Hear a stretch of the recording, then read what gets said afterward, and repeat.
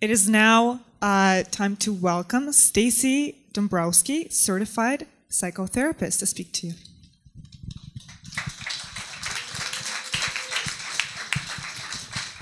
Thank you so much for that warm introduction. Mandy, you are an angel. You truly are. I have watched you for the last 6 weeks, and what you do it's really amazing. So I got to give it back to you. Thank you. You are amazing for what you do for children, helping them to provide them with medication that they cannot afford, families with medication they can't afford. So you're really inspiring. You really are. Thank you. I'm truly blessed to be here tonight, to be here with all of you. You're very special and supporting charity events. So when I was 18, I was battling an eating disorder, and I had bulimia and anorexia, and it was really tough, and I wasn't kind to my body at all. I abused laxatives, and I obsessed about food. I overexercised, and I thought I would destroy my organs. And I actually thought I was going to die. But I had to dig really deep to figure out what was making me do this. And it was a long trek, it really was. But ultimately I went to therapy, and it led me to become a therapist. And it became my passion to help other people through their trials, their tribulations, and in doing so, I recovered. And I continue to on a daily basis. It's something that I continue to do. I really learned that it wasn't about the food, and it wasn't about the weight, but it was about learning to forgive myself, to believe in myself, to have hope, to have faith, and to really learn who I am. And so in doing so, that's what helped me to get through my eating disorder. But I really learned that addiction is a fixation that we use so that we don't have to feel our emotions. We don't have to deal with life on life's terms. But at times it actually felt like I was climbing a mountain, and it was a tough go, but I made it. And then I literally went on to climb a mountain. Crazy me, in 2011, I decided I had enough of this. I was going to do something really outrageous. I joined a team of 18 people, and I helped raise $500,000 for Markham Stouffville's hospital, and we climbed Mount Kilimanjaro, the second highest mountain in the world. Really, all I wanted to do was sit beside a mountain. But then when I heard about this, I thought, I got to do something that is just something bigger than me. I got to help people. And when I told those closest to me that I was going to do this, they thought I was crazy. But those that didn't know me thought, there's no way. She's way too girly girl. But I knew at my core that I could definitely do this, and I was going to do it. And so I did. And I had a goal, and I knew that I could make it, and it would help me to push through to my goal if I was helping other people. And the thing about climbing a mountain, and literally it would be any mountain, is to take that next step. Because each step is a step into the unknown. You are focused on basic survival needs. It's about safety, comfort, warmth, and food. Looking back in retrospect, though, I would never do it again. If you asked me if I would climb K2 or Mount Kilimanjaro again, I would not do it again. But I feel like I climb mountains every day, metaphorically. Every day is like a mountain for me. I really do push myself to the next level on a daily basis. And so on that mountain, I felt freer than I've ever felt in my life. I didn't think about the things that I think about here on a daily basis in Toronto. I had one duffel bag to my name. It weighed 60 kilos. And I had a Sherpa that helped me up the mountain because there was no way in the world that I was going to carry 60 kilos up the mountain. We all had Sherpas. And the Sherpa who helped us carry the duffel bag up the mountain, he taught us poli-poli, which means slowly, slowly. So as I go through my day, I think about poli-poli. I think about slowly, slowly. So I'm present at each moment in my life as I go from client to client or as I go from appointment to appointment. And so I've written a book. It's called Food, Sex, and You, and it will be out this year or next. And it's a memoir, a self-help book, and there's more details of Kilimanjaro and my eating disorder in the book. And so look forward to that. It's a pretty sensational book. But tonight, I am talking about the fact that living with a chronic illness is not a life sentence. We can change our perspective or shape other people's perspective on the way that they feel by how we react to them. Have you ever seen a child try to walk for the first time? And all of a sudden a parent says, oh my God, Johnny's walking for the first time. And then Johnny falls. And then the parent says, oh my God, is Johnny okay? And then Johnny either starts to cry or Johnny gets up and he keeps going. And so we have the ability to shape our child's perspective. We're setting an example for our children. Each day, by the way that we live our lives, we're shaping the way that they live their lives. Our reactions create other people's reactions. It's tough being a parent. There is no parenting school. It's here and now. We learn to be a parent the day that we have a baby. I mean, it's it, right? It's the way it is. It's really tough. And so many parents blame themselves for their children's illness, I find, or their children's pain, or their children's emotions. We take that on as if it's our fault or as if we did something. And so as the caring people that we are, we take that responsibility. But we're not in control of somebody else's pain. Nobody's pain, actually. We can't really feel anybody's pain. That's the truth. And so we can unintentionally reinforce or actually strengthen a child's pain or emotions by getting hooked into their pain. And so we have to be really aware that we don't project our pain onto them or our emotions onto them, because then they have to carry our anxiety and theirs as well. So we have to really work on what our anxiety is and what our fears are so that we don't project that onto them. It's really important that we really understand what it is that we're afraid of, that we're a clear channel for them. So saying affirmations really helps us to think positively. We can take a negative thought and we can create that into a positive thought almost instantly. Now, this takes some work, don't get me wrong. When I had my eating disorder, I was told to say, I love and approve of myself over and over and over again. And if I could tell you, I thought that there's no way in the world I'm going to just say that over and over and it's going to work. But the truth is that the more I said it and the more I began to believe it, I neurologically rewired my brain to believe that I could do this.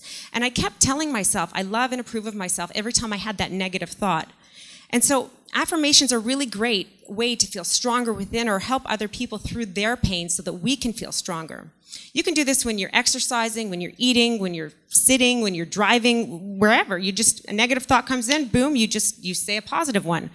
And so you think about what feels right for you. It can be anything. I'd like to actually give you a few affirmations now that you can take with you, or you can just make up a simple one. So one would be, I forgive myself for Johnny's illness, or I understand that I can't control the pain that Jane feels. Or one would be, I will be balanced and be reassuring the next time Jason is feeling discomfort. And so these truly cannot fail unless you don't do them. They can actually help reinforce and make you stronger. Be the change that you want to be in others. You're not to blame for another person's illness. You're not all powerful, or you take their illness away and you take their pain away and you take their emotions away. So being in the present moment, being in the here and now, you then become more useful to them and to yourself when they're hurt, when they're in pain. It's important to separate yourself from their pain. Easier said than done. I absolutely understand. I'm a parent, and I've never had a parent come in and say to me that they want to inflict pain on their child or that they want to hurt their child in any way whatsoever. Of course, we want to make life easier for our child. The more you persist, they will resist. The more a person tries to control the outcome, the less likely the person will listen. So being an addictions counselor, I get this all the time. A person feels completely out of control when you persist. The other person feels the only thing that they can control is their pain and their ability to choose. Choice is everything. So the more you try to take something away from them, they will want to hold on to it, whatever it is, whether it's pain, whether it's food, whether it's drugs, whatever it is. I understand it's so difficult to let go in these times, to surrender and just say, okay, I have to have faith or hope or pray. But I have watched parents fight with their children, and I'll give you the easiest example. We've all seen this. A parent fight with their children to eat vegetables. You cannot force a child to eat asparagus or broccoli. You can hide it in the soup, but you cannot force it. There's no way. You can tell them it's good for them, but you can't force it. They have a choice. So no one can control the outcome of another person's choice to drink, to do drugs, or to eat. Without having control, they may not even know who they are. So we want to empower people to be survivors, not victims. And I have a very powerful story that my grandmother shared with me. My grandmother's a Holocaust survivor. And today she tells me that she was a victim of the Holocaust. And so what I got from that is that We have the choice to see ourselves as survivors, not victims. And we can use that in any which form of any emotional crisis or pain that we're going through. So I choose to see myself as a survivor. And so we can teach our children to do the same. The moment parents come to realize that addictions, pain, are stronger and bigger than we are, that is the moment that we understand that we have no control over any of it. We then learn to surrender, let go, pray, have faith. Those are the moments I have seen miracles happen in loved ones' journeys. There is no easy answer. We have to stay curious, keep looking for ways to make things easier. If one way doesn't work, we go into another way. Life's a journey. And the journey isn't over when we figure out one answer. We're going to get another issue, and we just have to keep going through it. We have to enjoy it. We have to stay present to it, because it is beautiful. We have to be grateful. Everything is about being grateful.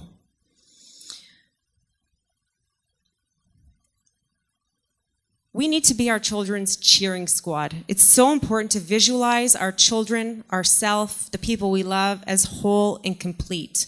We're perfect exactly the way we are. God made us that way, and we are perfect. I'd like to do a short visualization with you right now.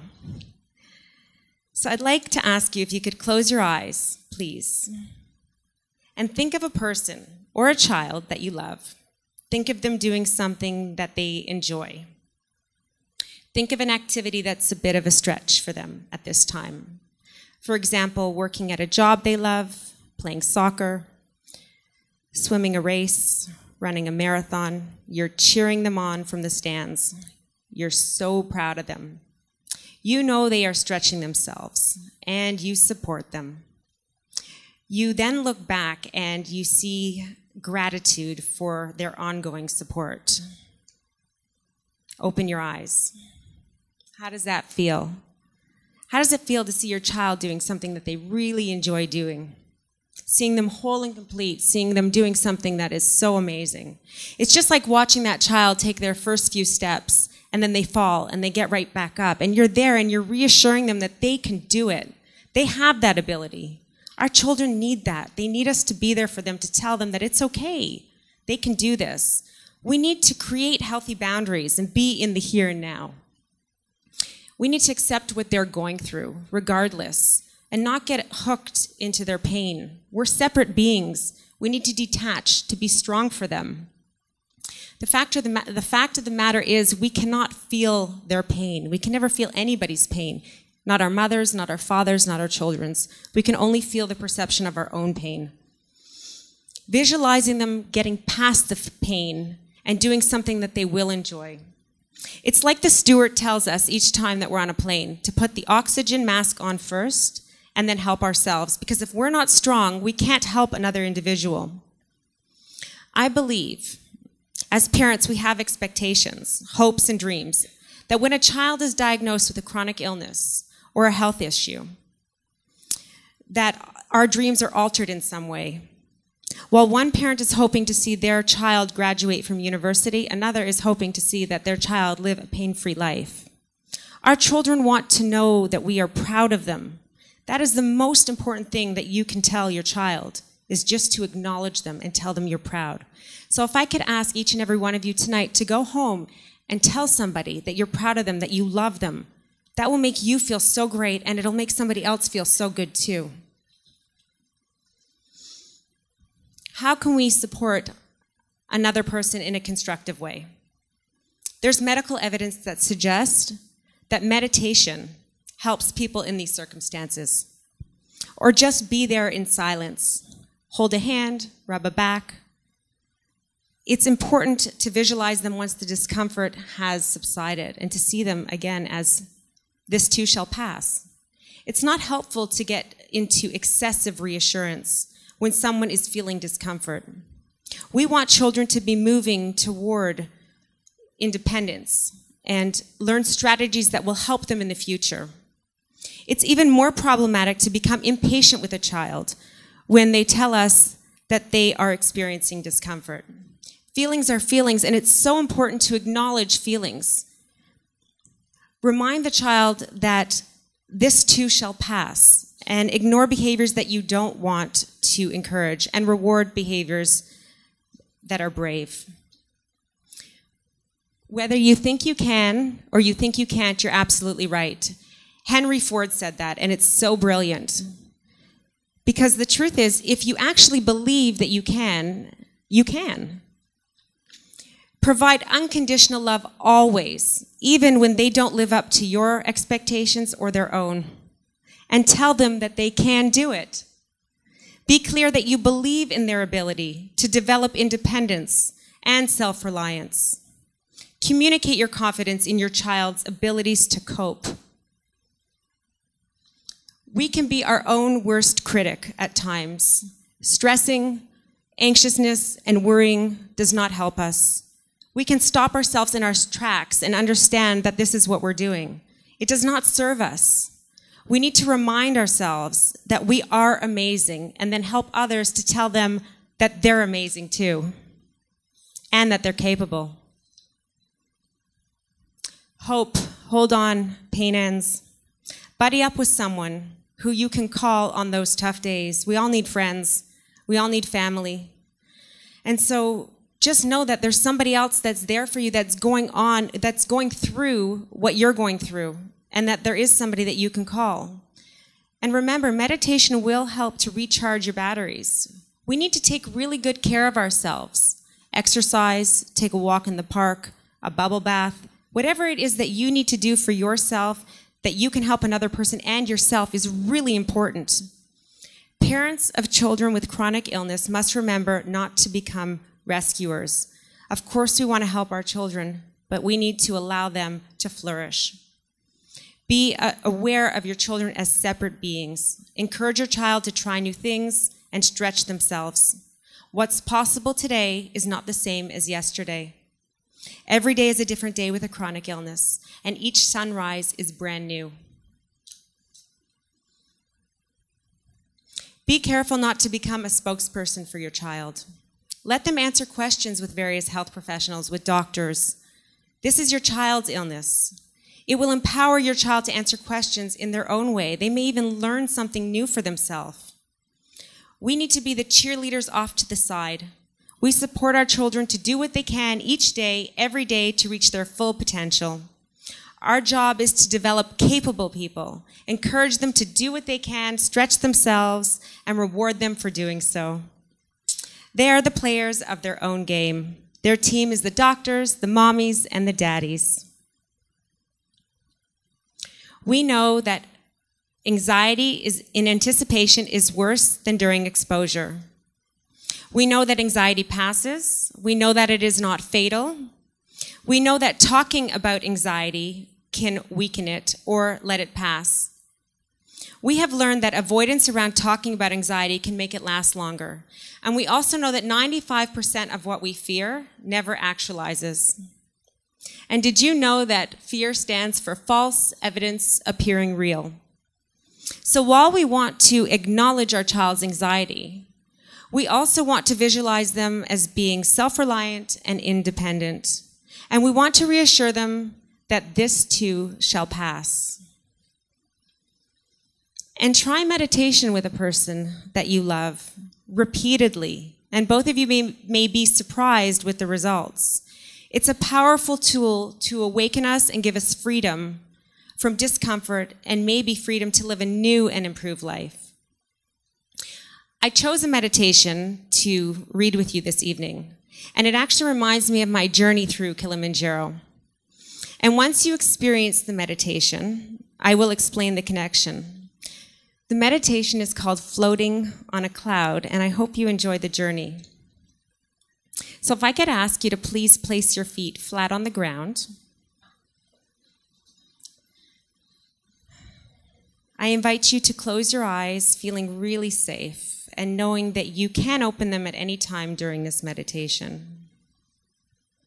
First, relax your body, allowing a feeling of safe relaxation to begin.